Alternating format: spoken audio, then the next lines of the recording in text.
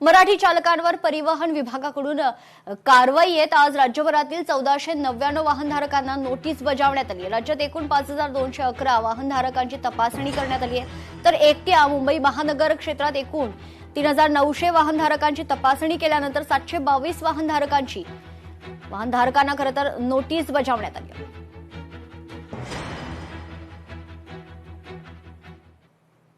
मालेगावात प्रकाश आबिटकरांनी रुग्णालयाला भेट दिली आहे। या रुग्णालयातील आरोग्य व्यवस्थेचा आबिटकरांनी आढावा घेतलाय।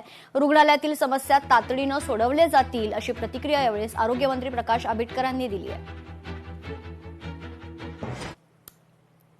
मालेगाव शासकीय हॉस्पिटलमध्ये ज्या पद्धतीचं काम चाललंय त्या कामाला अजून गतिमान समोरच्या बाजूला चाललेलं इन्फ्रास्ट्रक्चर जे आहे ते लवकरात लवकर पूर्ण करून अजून चांगल्या पद्धतीची सेवा देणं या उद्देशानं आदरणीय शिक्षण मंत्री दादा भुसे साहेब, आदरणीय आमदार महोदयाने आम्ही सगळेजण या ठिकाणी भेट दिलेली आहे।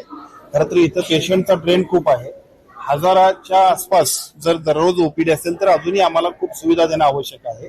काही उणिवा आपण मंडळींनी सुद्धा इथं सांगितल्या, विशेषतः त्याच्यामध्ये ज्या सर्व्हिसेस आहेत, दुसऱ्या बाजूला जो काही डॉक्टर्स आहेत, त्या सगळ्या गोष्टी सुद्धा उपलब्ध करून देण्याबद्दल ज्या काही करायला पाहिजे उपाययोजना त्या आजच्या बैठकीच्या आणि भेटीच्या निमित्तानं आम्ही निश्चितपणे करतो। लोकशाही मराठी ऐका, पहा, जागरूक रहा।